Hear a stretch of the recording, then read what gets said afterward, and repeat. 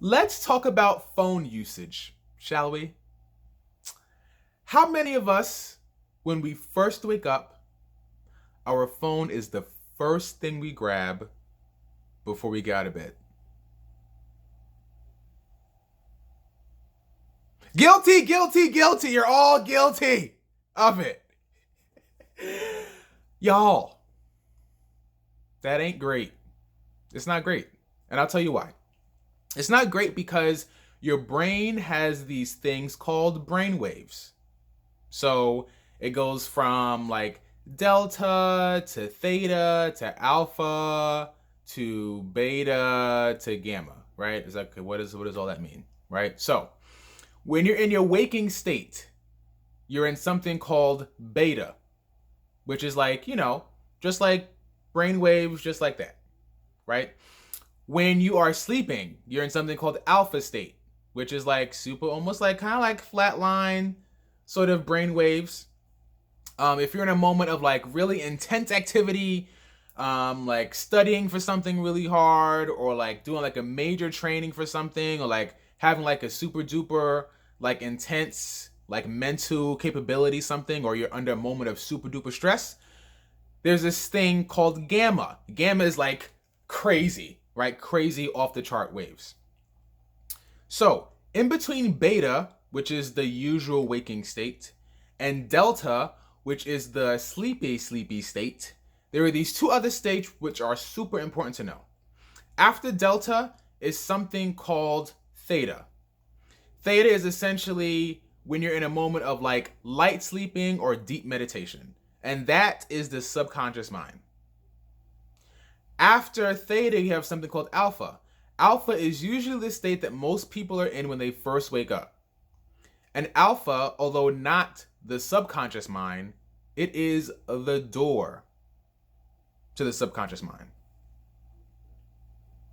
So essentially, whatever you are putting into your mind in alpha state has an amazing ability to really sit in the subconscious and to really affect you on a major basis, right? Because if you think about something that's like at the door, right? If someone knocks on your door and you open it, okay, right?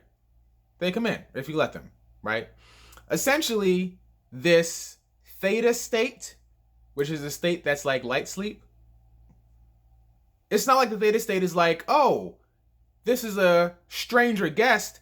I don't know who they are. Who's knocking at this door? I don't know who that is.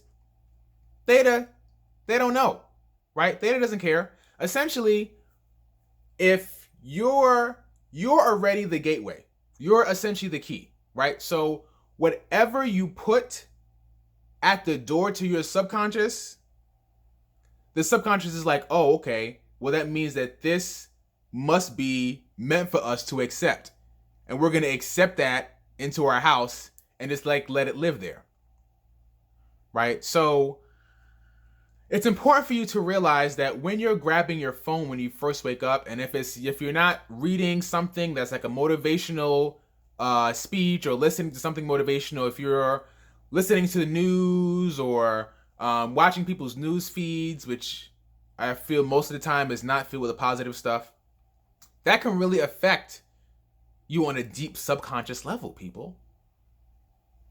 And then all of a sudden, like the next day or the next week, you almost start to have the same symptoms of fear, of stress, things that you saw in the news, right? The news is about a lot of fear and bad things, right? So you start to almost take on those symptoms.